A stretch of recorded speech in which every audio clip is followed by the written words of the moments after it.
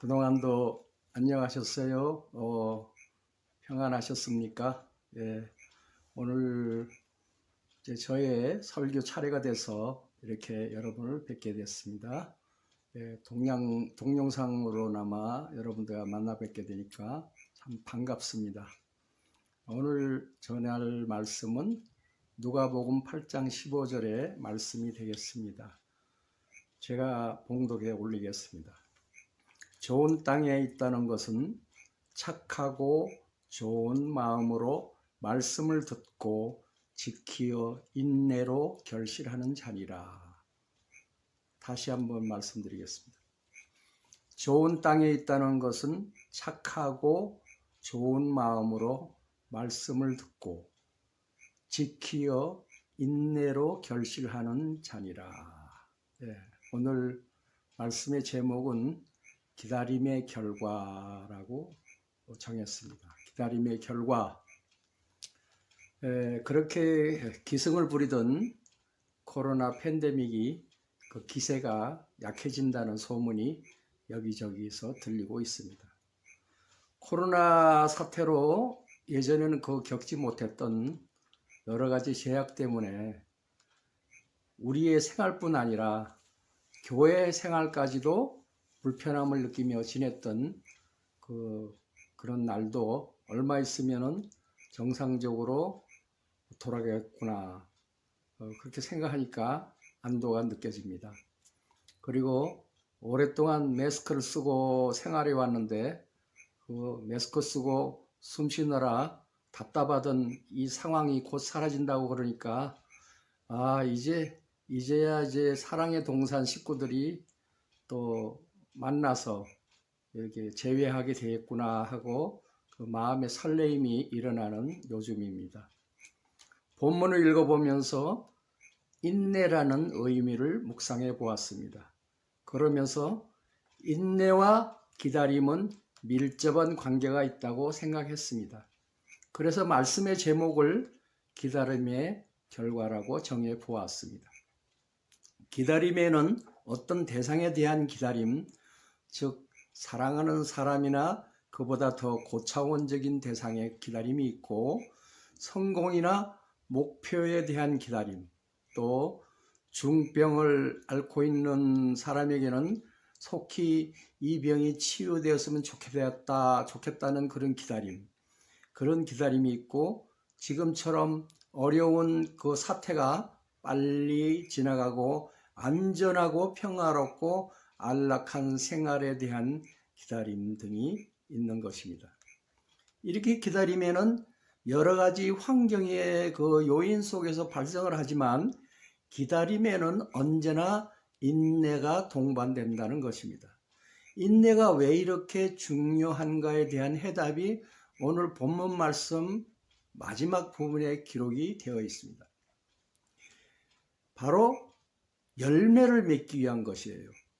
좋은 땅에 있다는 것은 착하고 좋은 마음으로 말씀을 듣고 지키어 인내로 결실하는 자리라고 기록되었듯이 인내는 바로 결실을 보장합니다. 그래서 갈라디아서 5장 22절에 성령의 9가지 열매가 나오죠. 사랑, 희락, 화평, 또 오래 참음이 여기 인내잖아요. 그죠? 자비, 양선, 온유, 절제. 이렇게 그 중간에 인내라는 열매가 이렇게 시계주처럼 중심을 잡고 있는 것입니다. 성경에는 인내에 관한 구절이 많은데 그 중에 몇 구절만 소개해 보려고 합니다.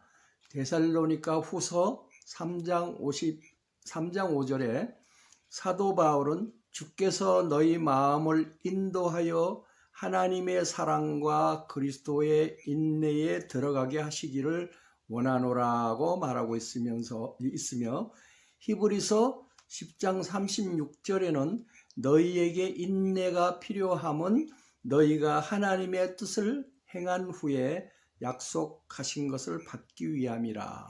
또 히브리서 12장 1, 2절에는 이러므로 우리에게 구름같이 둘러싼 허다한 증인들이 있으니 모든 무거운 것과 얽매이기 쉬운 죄를 벗어버리고 인내로서 우리 앞에 당한 경주를 하며 믿음의 주요 온전케 하시는 이인 예수를 바라보자고 합니다.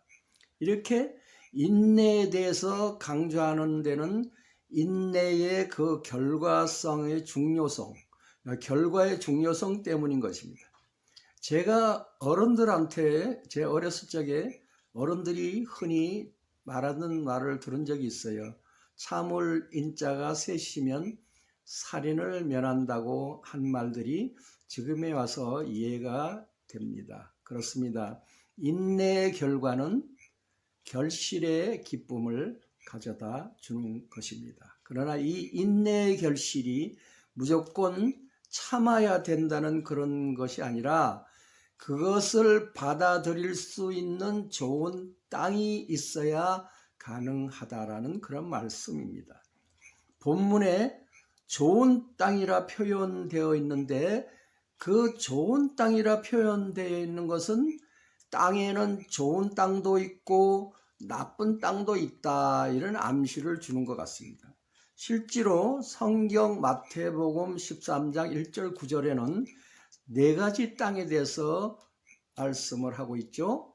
씨 뿌리는 그 비유에서 길가가 있고 돌밭이 있고 가시떨기밭이 있고 그 다음에 좋은 땅, 즉 옥토라는 그 좋은 땅에 씨를 뿌렸을 때에 어떤 땅이 결실을 많이 맺을 수 있는지 그 씨의 결과에 대해서 말씀을 하고 있는 것입니다.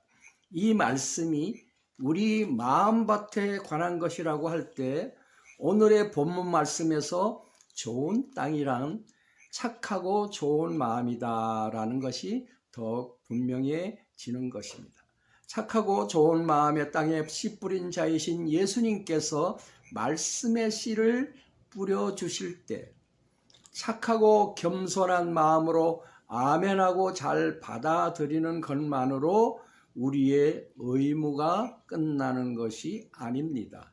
그 말씀의 씨앗이 발화되도록 잘 돌봐 주어야 하는 것입니다.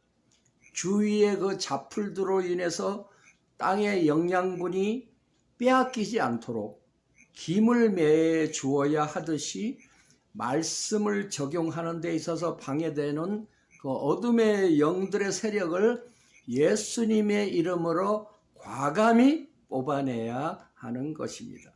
세상을 살면서 물들은 육신의 정욕, 안목의 정욕, 이생의 자랑, 이런 잡풀들을 제거해야 된다, 그런 말씀입니다.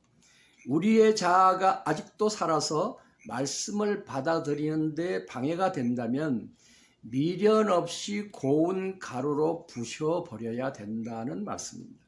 그리고 말씀대로 적용하고 살려고 애쓰는 마음, 이것이 말씀의 씨앗을 지키는 일이 아닌가 하고 묵상해 보았습니다. 이 시간에 말씀의 제목을 기다림의 결과라고 잡아보았는데, 기다림이란 성경에서 떠오른, 기다림하면 그 성경에서 떠오른 인물들이 참으로 많습니다. 몇 사람만 예를 들어서 소개하겠습니다. 아브라함의 일생은 기다림의 일생이라 할 정도로 기다림의 연속이었습니다. 하나님께서는 그의 나이 75세 때 너를 통해 큰 민족을 이루게 하시겠다, 그렇게 약속을 하셨어요. 그러나 10년을 지나도 20년을 기다려도 아무 소식이 없었어요. 이러다가 대가 끊어지겠다고 생각한 아브라함은 이방인 종 엘리에셀을 양자로 삼으려고 하죠. 그러나 하나님은 너의 몸에서 난 자가 너의 후사가 될 것이라고 말씀하셨습니다. 그러나 아내 사례는 생산할 기미가 보이지 않아요. 아내 사례가 참다 못해서 자기의 종 하갈과 동침하라고 권합니다. 그래서 생긴 아이가 이스마엘이죠. 아브라함이 100세가 되었을 때 사라의 몸에서 이삭이 태어납니다. 여기서 우리에게 주는 큰 교훈이 있는데, 기다리지 못하면 이스마엘이고 기다리면 이삭이라는 것입니다. 이 순종과 불순종의 여파가 지금까지 중동의 그 분쟁으로 이어져 내려오고 있는 것입니다. 얼마나 두려운 일입니까? 하나님께서 아브라함에게 약속하신 큰 민족도 400년의 기다림으로 이루어진 것입니다.